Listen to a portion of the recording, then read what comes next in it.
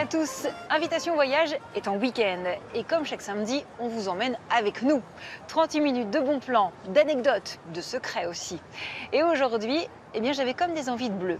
Nous partons donc en Polynésie française. Et côté bleu, on va être servi. À Tahiti, on n'est pas loin du paradis avec cette compétition de cyan et de turquoise. La baie de Matavai, au nord de l'île, risque bien de nous faire succomber. Comme les premiers Européens. Ils ont foulé ce sable noir au XVIIIe et ils en ont été bouleversés. Parmi eux, il y avait des Anglais à bord d'un navire qui s'appelait la Bounty. Je vous emmènerai dans le sillage de leur révolte. Ensuite, nous accosterons l'île de Mangareva. Ça, c'est dans l'archipel des Gambiers, l'un des plus reculés de la Polynésie française, à l'est de Tahiti. Là encore, le lagon est à tomber à la renverse. Mais sur cette île, il y a une particularité. Pas de tiki ni de statues de divinité, mais des édifices catholiques. Notamment cette cathédrale, faite de perles, de corail et de coquillages. Nous verrons ce qu'elle peut bien faire là. Et puis je vous confierai un secret. Il se trouve sur la côte sauvage de Tahiti, celle qui est à l'est de l'île, avec des galets et des coulées de basalte qui donnent ce sable très noir. Marcher sur cette plage n'est pas donné à tout le monde, du moins ça ne l'était pas. Je vous raconterai pourquoi dans l'incontournable. Allez, tendez votre nuque, que je vous glisse un collier de fleurs. On décolle tout de suite vers la Polynésie française. Allez, dans quelques secondes maintenant, ça y est, on va tremper nos pieds, non pas dans ce bassin des Tuileries, mais dans le Pacifique. Ça sent déjà l'hibiscus et la fleur de tiare. Notre première étape, c'est Tahiti, aussi belle de l'extérieur que de l'intérieur des terres.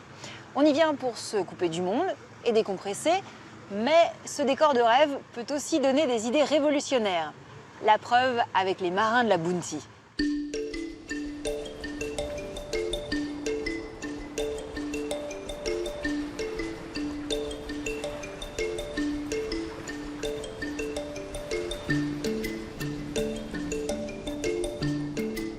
À presque 16 000 km de Paris ou de Berlin, au milieu du Pacifique, l'île de Tahiti est la merveille des mers du Sud. Un mythe.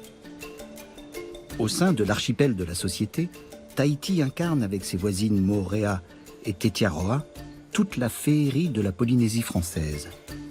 Des lagons translucides enroulés autour de ses atolls et des îles hautes où cascades et forêts primaires dévalent les pentes des pics et des massifs volcaniques.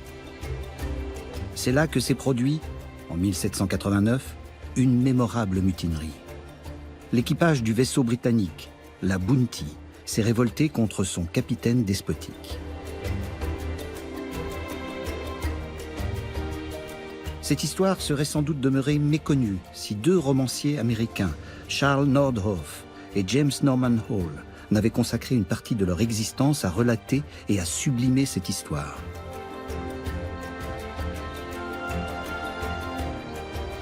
Au début des années 20, 150 ans après l'aventure de la Bounty, Nordhoff et Hall découvrent le nord de Tahiti, alors colonie française, et le site où accosta la frégate anglaise. Tels les héros de la Bounty, les deux amis vont être bouleversés par Tahiti, et leur vision du monde va être remise en question. Ils vont alors coécrire Les Révoltés de la Bounty, qui deviendra un grand classique de la littérature d'aventure, adapté 4 fois au cinéma, et incarné en 1962 par Marlon Brando. Ces œuvres vont mettre en lumière ces ensorceleuses que sont Tahiti, son île sœur Moorea et Tetiaroa.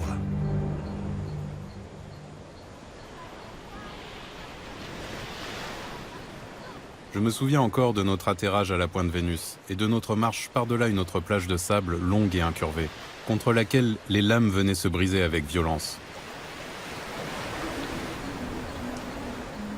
Sur la côte nord de l'île principale, Tahiti, à 10 km à l'est de la capitale Papeete, une langue de sable. La Pointe Vénus et une baie, celle de Matavai, ont vu défiler les plus grands explorateurs européens qui, à la fin du XVIIIe siècle, avaient entrepris de faire le tour du monde. Ici, nous sommes sur une pointe très particulière. Elle a un nom tahitien. Il y a un lagon qui est bien protégé par le récif. Le Bounty a d'abord ancré ici, baie de Matavai. Sur cette plage, en 1788, après une éprouvante traversée de près d'1 an, l'équipage de la Bounty, venu en mission scientifique, chercher des plants d'arbres à pain pour nourrir à moindre frais les esclaves des colonies, a rencontré la population tahitienne. Comme tous les premiers redécouvreurs, ils cherchaient de l'eau douce. Et derrière nous, il y a la rivière qui permettait cela. Et ils cherchaient du bois parce qu'on chauffait au bois sur les voiliers. Presque un siècle et demi plus tard, en 1920, James Norman Hall et Charles Nordhoff s'installent sur les hauteurs de cette même baie pour écrire un roman dans lequel ils tentent de reconstituer cette histoire. Dans leur récit, le capitaine de la Bounty, Bligh, est un tyran qui humilie, punit et fouette les membres de son équipage. Débarqués à Tahiti, ces derniers découvrent sa beauté et aussi celle de ses habitantes, avec lesquelles il batifole. Peu à peu, les membres de l'équipage résistent à Bligh, puis se révoltent, menés par le séduisant capitaine Fletcher Christian, le second de Bligh. Cette baie de Tahiti les a ensorcelés. À côté de nous, il y a le phare de la Pointe Vénus. Ce phare a été construit à un moment donné où le canal de Panama n'existait pas encore. Il y a des phares ici, et ils étaient vraiment importants à ce moment-là. Trentenaires, anciens militaires, célibataires, Charles Nordhoff et James Norman Hall ont déjà coécrit un livre sur l'aviation. Ils rédigent plusieurs romans à Tahiti avant de se concentrer sur les révoltés de la Bounty, qui sera leur œuvre majeure. Charles choisit de s'installer à Papeete. Mais James, en véritable esthète, préfère s'établir dans un village qui domine la baie de Matavai, Aroué. Sa maison, à une bonne demi-heure de la plage, se visite. On se trouve dans le berceau même où est né le fameux roman de James Norman Hall et de Charles Nordhoff. Et c'est toujours très intéressant de voir comment un livre est né, et mieux qu'un livre, un véritable mythe. C'est une maison bourgeoise, on pourrait dire que c'est une maison coloniale. Si tu regardes les portraits, les tableaux, etc., ça dépeint un certain style de vie. Et c'est sûr que James Norman Hall et Charles Nordhoff ont pu partager la vie de beaucoup de gens qui voyageaient par ici, des botanistes, des marins. À l'époque de Nordhoff et Hall, Tahiti fait partie des établissements français d'Océanie et est peu construite. Le nombre de voitures était très limité. Le tour de l'île ne pouvait se faire que très difficilement, donc les gens se déplaçaient à pied. Je crois que l'on marchait beaucoup à pied, on marchait beaucoup en pirogue. Dans ce contexte et dans cette maison, régulièrement les deux amis se retrouvent pour écrire. Le plus souvent, Nordhoff raccourcit les excès de romantisme de Hall pour s'en tenir à l'histoire des révoltés de la Bounty. Ils sont fascinés par une belle aventure dans les mers du Sud, de jolies vahinées, de belles plages, des cocotiers. Ils vivent à Tahiti. C'est ça qui leur donne envie de ressusciter cette histoire de la mutinerie du Bounty qui n'était pas très connue.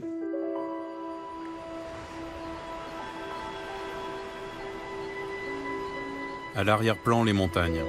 Un jaillissement fantastique de tours d'aiguilles, de précipices, était boisé jusqu'à leur sommet. Nordhoff et Hall se rendent régulièrement sur l'île tout aussi exquise de Moorea. À 15 km au nord-ouest de Tahiti, elle a peu changé depuis les années 20. La lumière du soleil sur le lagon, les couleurs qui changent constamment, les couleurs de la végétation, les fruits, les fleurs. Je pense que ça a beaucoup marqué Nordhoff et Hall, mais comme aussi ils sont tombés amoureux, ils ont épousé deux Tahitiennes, ils ont pu rentrer dans la vie polynésienne. Nordhoff et Hall sont accueillis par les familles de leurs nouvelles épouses. Ils sont initiés à la spiritualité polynésienne et à la dimension magique des espaces rituels, nommés les marae. À 30 minutes de route vers le nord de Moorea, la vallée d'Opunohu abrite un marae portant le même nom. Ce sont des lieux paisibles, près d'une rivière, avec de grands arbres, généralement des banians, et en même temps un lieu de culte. Dans ces îles, on peut sentir ce que les Polynésiens appellent le mana, une espèce de puissance qui est dans la nature, les arbres, les plantes. Ce fameux mana s'empare de l'esprit de Nordhoff et de Hall. Transportés, ils écrivent des centaines de pages, narrant les amours des marins de la Bounty avec de ravissantes vaïnées, et en particulier la romance du second du capitaine Bligh, le lieutenant Fletcher Christian. Cet aristocrate, ouvert aux idées nouvelles, tombe amoureux de Maïmiti, la fille du chef tahitien. Nordhoff et Hall vont adopter un peu les mêmes comportements que leurs prédécesseurs. Et on peut dire que l'île de Tahiti envoûte les âmes parce qu'en général, quand on y a vécu, même si on s'en va, on y revient. Nordhoff et Hall, eux, choisissent de rester. C'est à Tetiaroa aussi que vont séjourner les Pori, les jeunes filles que l'on place sur une plateforme de pierre pour qu'elles y soient admirées.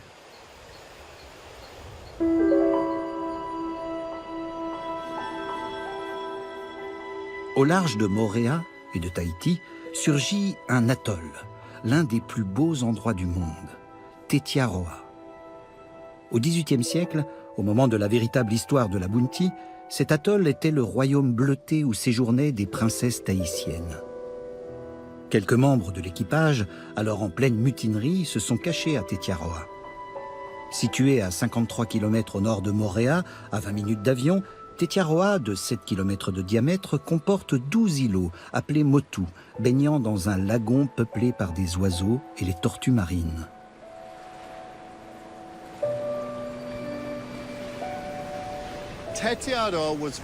Tetiaroa était connue pour être une île où de belles jeunes femmes étaient envoyées par les grands chefs de Tahiti pour embellir leur corps. C'était une sorte de spa des temps modernes pour l'aristocratie de Tahiti. Dans leur roman, Norman et Hall imaginent les hommes de la Bounty accueillis à Tetiaroa par un ballet. Les danses voluptueuses de vaïnées cernées par une nature radieuse. Nordhoff et Hall étaient deux aventuriers, très dynamiques. En plus, Hall était devenu complètement tahitien. Il est venu pêcher à Tetiaroa avec ses amis et un peu aussi par curiosité, quand il faisait ses recherches. Il est probablement venu vérifier comment était l'atoll et a dû se dire « Que faisaient les mutins quand ils étaient sur Tetiaroa ?»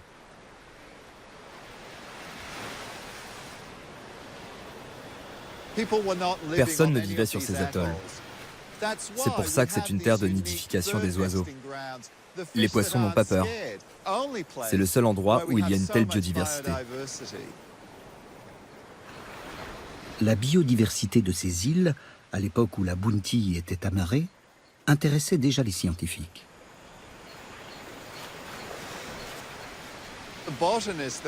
Le botaniste de la Bounty avait été envoyé ici pour enrichir la collection de la Royal Society de Londres. Donc bien sûr, à Tahiti, il trouva de nombreux spécimens de plantes différentes.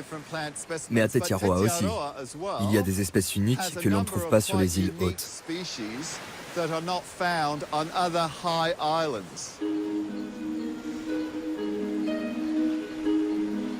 Ces îles édéniques seront célébrées par Nordhoff et Hall durant plus de 400 pages, publiées en 1932.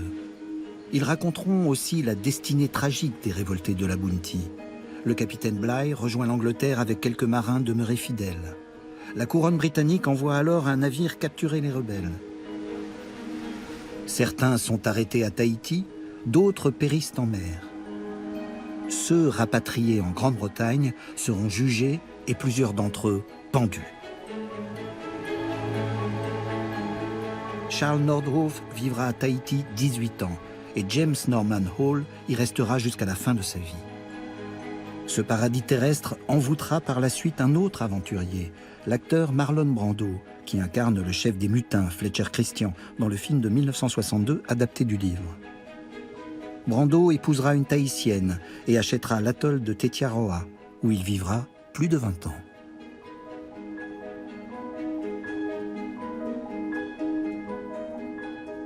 À défaut de pouvoir séjourner sur l'atoll de Marlon Brando comme Leonardo DiCaprio ou Barack Obama, sachez que des excursions à la journée sont prévues depuis Papeete. Donc à Tahiti, sur l'eau, il y a des bateaux et sous l'eau, il y a des perles. C'est l'encadré de Thomas Chevinaud. Elle est ronde, noire, précieuse et les Polynésiens connaissent son existence depuis longtemps.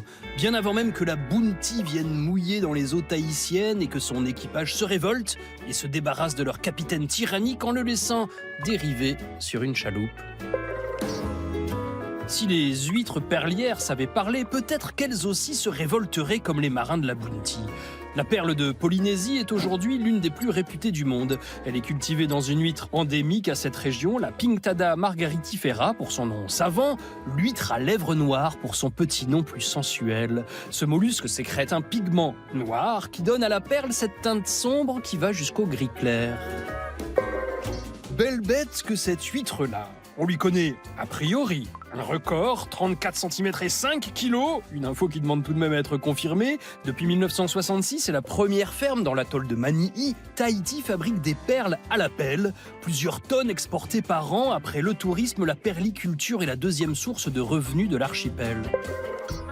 Après ces considérations économiques, passons aux travaux pratiques. Parce qu'il faut du doigté pour réussir une perle. Carl von Linné, le naturaliste suédois, est le premier à tenter l'expérience, introduire un corps étranger dans une huître pour fabriquer la perle. La perle, c'est comme les bébés, ça se fait difficilement tout seul. L'huître fait l'objet d'une insémination artificielle et attention, il faut être rapide. En 15 secondes, le greffeur doit ouvrir l'huître, inciser la gonade, y introduire ce qu'on appelle dans le jargon le nucléus, une petite perle qui deviendra grande, ainsi qu'un fragment de manteau 1 mm. C'est un morceau de la membrane d'une huître donneuse, précis et minutieux. Ensuite, il faut attendre. 20% des huîtres mourraient dans le mois qui suit, une dizaine d'autres au cours de l'élevage. Au total, sur 100 huîtres ainsi greffées, seuls 25 vont finalement donner des perles commercialisables. Ça fait du déchet, et pour l'instant, personne ne dit rien. Mais maintenant que la Suisse vient d'interdire d'ébouillanter le homard vivant, gageons que la prise en compte de la souffrance animale aura bientôt un impact sur cette culture vivante de l'huître, qui risque alors de cesser d'enfiler les perles.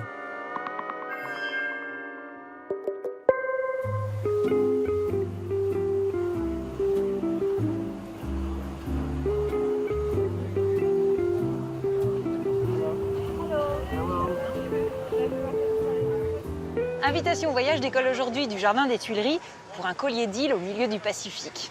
Alors on était à Papeete, on file maintenant à Mangareva. 4 heures de vol et on atterrit sur cette petite île parsemée d'édifices catholiques. On dit que Mangareva aurait été soulevé du fond de l'océan par le demi-dieu Maui. Alors pourquoi autant d'églises? La réponse tout de suite dans cette deuxième étape.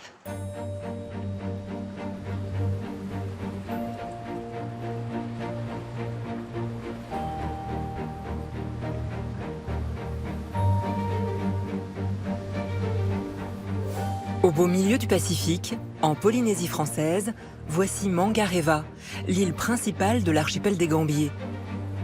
Située à 1600 km au sud-est de Tahiti, cette île, d'à peine 14 km², a des allures de bout du monde.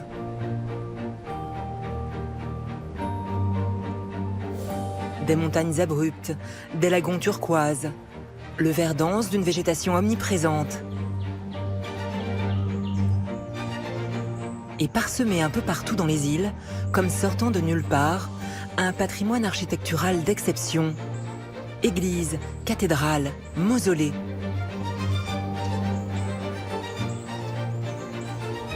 Ces surprenants édifices révèlent comment au XIXe siècle, un prêtre missionnaire va devenir le roi de ce petit bout de France et comment il fera de celle qu'on surnomme la montagne flottante, le berceau du catholicisme en Polynésie.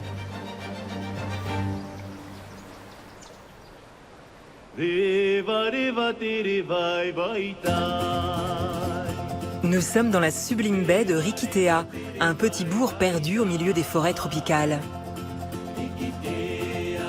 Ici, on découvre l'un des édifices religieux, sans doute le plus surprenant de l'archipel, la cathédrale de Corail. C'est la plus grande cathédrale de Polynésie, 20 mètres de haut sur 54 mètres de large. Elle pourrait accueillir 1 millier de fidèles.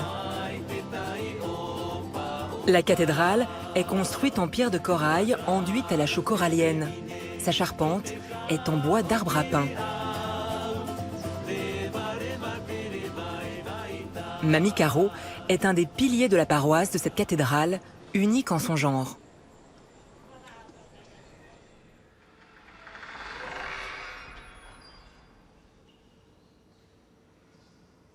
Ces deux cœurs représentent le cœur de Jésus avec la couronne d'épines et l'autre, c'est le cœur de Marie, l'emblème des missionnaires.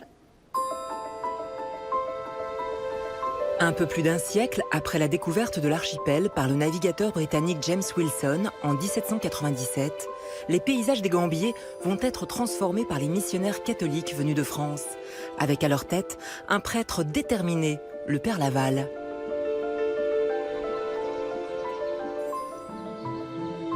Érigée en 1840, la cathédrale de Corail sort de terre en à peine 3 ans. À l'intérieur, dans le fond du chœur, un véritable joyau. Le maître-autel, entièrement décoré de nacre, de coquillages et de perles noires, produit de l'artisanat local. Mais le plus étonnant est ailleurs. La cathédrale est construite par la population locale sur l'emplacement même d'un ancien temple de leurs idoles. Tiki et dieux païens sont alors détruits de façon massive par ceux-là même qui les vénéraient. Une collaboration d'autant plus surprenante que par le passé, les Mangaréviens avaient toujours tenu tête et même massacré les envahisseurs. Dans l'église, au fond de la nef, une toile révèle qu'en fait, les Mangaréviens attendaient les missionnaires depuis longtemps. Là, nous sommes devant le tableau de la prophétesse Toapéré, celle qui a prédit l'arrivée des missionnaires. La prophétesse a prédit d'abord, il y a un bateau qui va arriver et les missionnaires vont arriver par ce bateau-là. Vous verrez, ce sont des personnes qui sont habillées en blanc, avec des chaussures. C'est un tableau qui est très cher pour les Mangaréviens.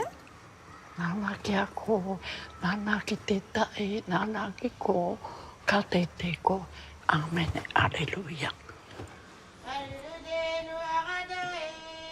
Cette prédiction va jouer en faveur des missionnaires.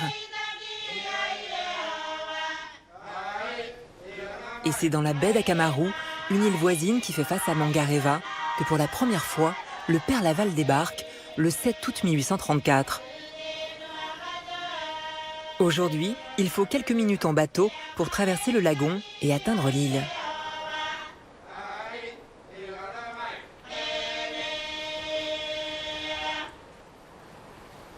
Nous sommes en train d'arriver à Akamaru, l'île préférée du missionnaire Laval, c'est son île préférée. Lorsqu'ils traversent la passe, le Père Laval découvre les habitants, médusés de voir devant eux se dérouler la prophétie. L'île va alors être le point de départ de l'évangélisation de tout l'archipel. Un combat méthodique contre les superstitions et les croyances millénaires des habitants des Gambiers, les Mangaréviens. Cette croix-là a été érigée parce que la population de Akamaru rencontrait souvent des revenants à cet endroit. Et paraît-il, depuis, il n'y a plus de ces esprits-là. Des esprits ont disparu.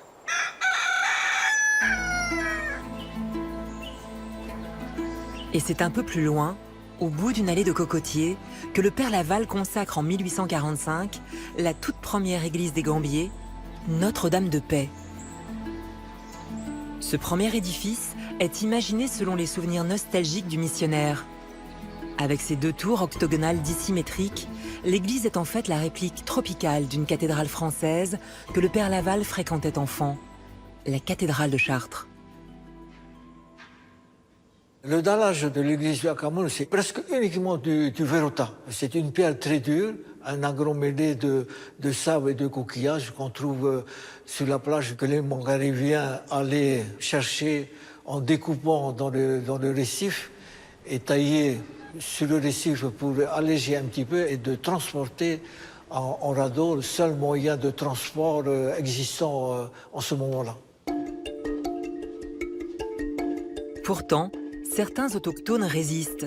Et ce n'est que 20 ans plus tard, en 1836, que l'homme le plus puissant de l'archipel, le roi Maputeoa, finit par se convertir.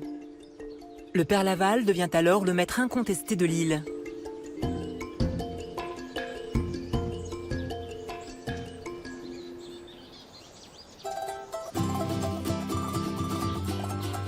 Et c'est à Mangareva, l'île principale, sur la route du Roru que le père Laval fait construire le mausolée de Maputeoa, dernier roi des Gambiers. Un monument qu'il surnommera les Invalides des Gambiers.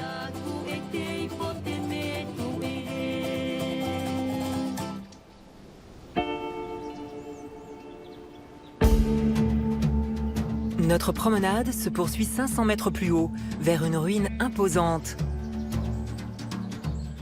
Ancien légionnaire, Yves Scanzi s'est établi à Mangareva il y a 20 ans. Depuis, il arpente l'archipel pour mieux comprendre l'incroyable épopée des pères bâtisseurs au Gambier. Avant la veille des curés, entre guillemets, on vivait dans des cases en bois, avec du pandanus en chaume, on était nus ou avec des costumes en végétaux. Les curés sont arrivés, ils ont commencé à convertir la population, ils ont construit la première église. Les gens se sont dit, oh là là, si les curés bâtissent des maisons en dur, c'est que c'est valorisant. Donc tous les chefs de district, et ainsi de suite, d'ailleurs cette maison-là, certainement, appartenait à un chef de district ou un chef de quartier. Voilà encore le travail des pères missionnaires. Ils n'avaient rien, ils n'avaient pas d'outils. Ah, c'est quel magnifique travail. Vraiment ça, ce chambranle de porte. Fait avec des haches, des herminettes en pierre. Regarde-moi ça, c'est pas joli ça, c'est magnifique, que du bonheur.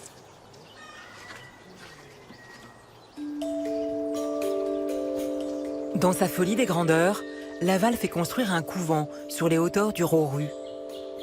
Il accueillait 150 religieuses avec une école, une infirmerie et une église. Femmes, jeunes filles et enfants y vivaient reclus, en communauté. L'organisation du couvent de Roru, en fait, c'était, dans un premier temps, il y avait des champs ici, puisqu'il fallait qu'ils soient en autarcie alimentaire. D'accord ? Donc c'était des champs, c'était cultivé. Donc ici, on a le bâtiment principal qui servait donc à l'étage, c'était les chambres à coucher des sœurs, d'accord ? En dessous, c'était, on va dire, les salles de cours, les salles de réception. De ce côté-là, vous aviez donc le bloc hygiène, avec les toilettes. Même la lunette des toilettes, c'est des blocs de corail qui viennent du platier.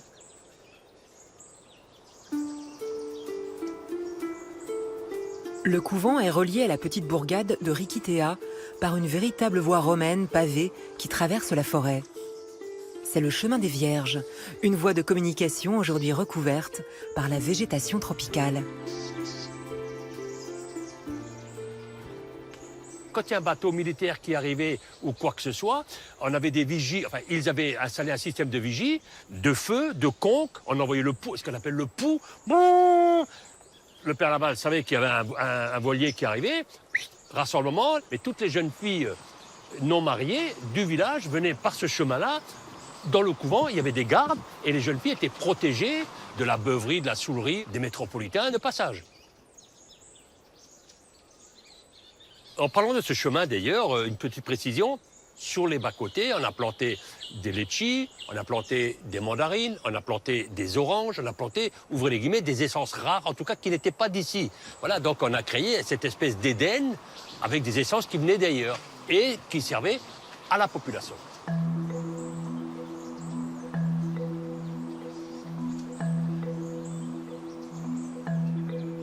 Un Éden qui cache tout de même une terrible réalité, le déclin vertigineux de la population qui passe de 5000 à 500 habitants.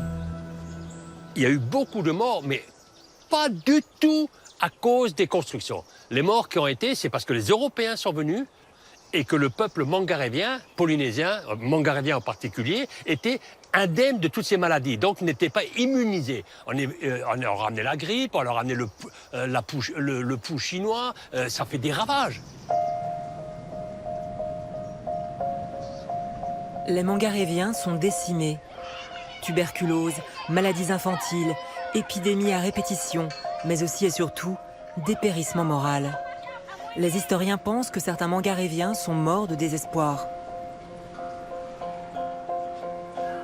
Laval avait rédigé un code civil strict, interdisant les chants, la musique, les tatouages, ainsi que les fleurs dans les cheveux. Il punit les querelles entre époux, l'adultère bien sûr, les bagarres, mais aussi les fêtes populaires.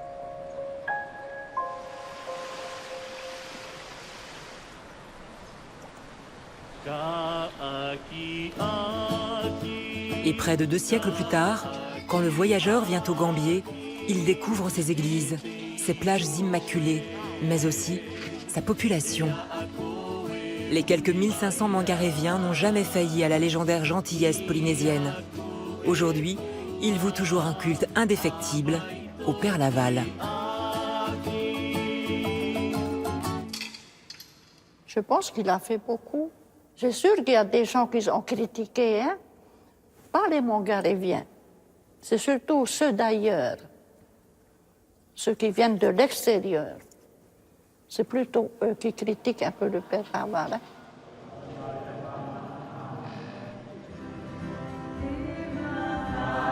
Preuve de cet attachement, ici dans la cathédrale de Corail, chaque soir, un office rend hommage au Père avec une ferveur surprenante.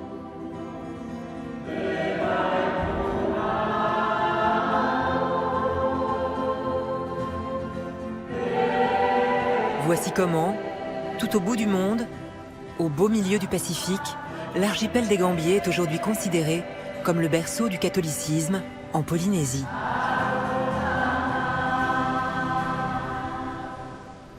Méfiez-vous, hein, il y a 1 heure de décalage horaire entre Mangareva et Tahiti. 1 heure que l'on zappe allègrement aujourd'hui pour expérimenter maintenant la côte est de Tahiti, la côte sauvage. Alors il faut avoir parfois du courage pour y parvenir. La preuve dans cet incontournable.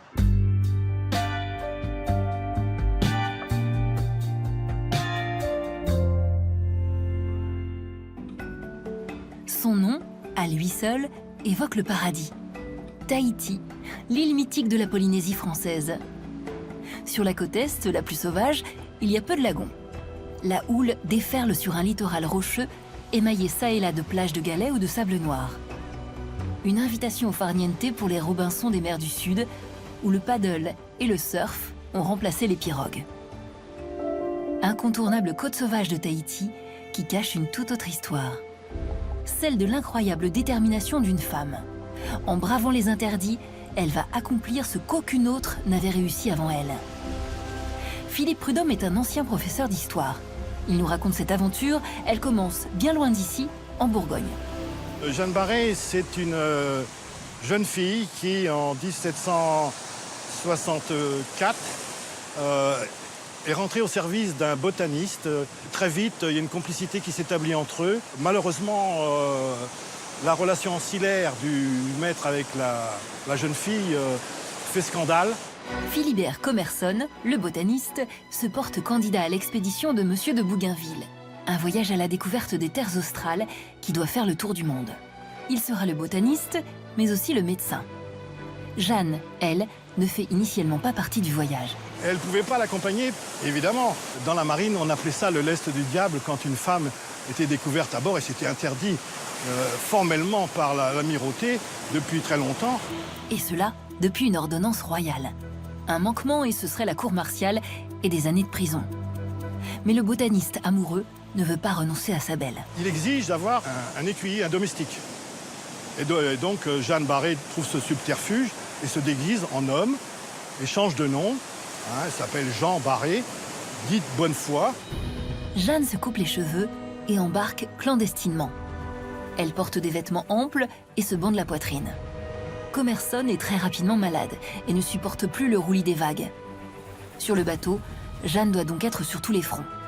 À terre, elle collecte les espèces et récupère des plants qui passeront dans la postérité, tel le bougainvillier. Pendant 16 mois, traversant les océans, la supercherie fonctionne, même si quelques membres de l'équipage ont des doutes, jusqu'à l'arrivée en Polynésie. Le 2 avril, ils aperçoivent les côtes de Tahiti, ils sont ravis, ils sont heureux, c'est le délire à bord, parce qu'ils aperçoivent au loin une cascade magnifique, et donc ils cherchent à entrer dans une baie pour traverser le récif de Corail, parce que la mer est très exposée aux alizés ici et donc assez violente. Les insulaires se sont rassemblés en masse pour voir ce bateau qui vient de loin.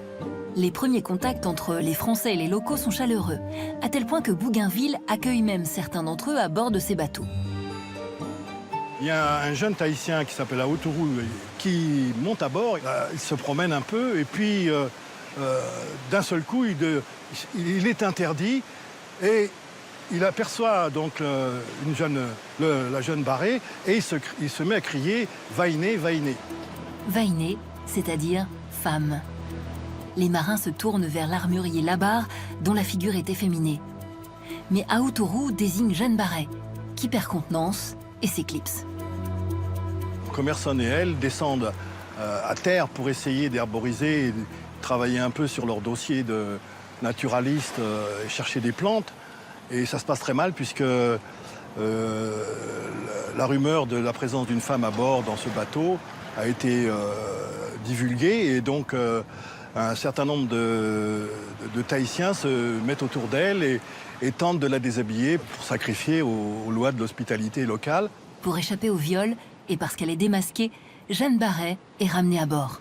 Bougainville est appelé sur l'étoile. Il convoque la jeune femme et elle lui avoue la vérité.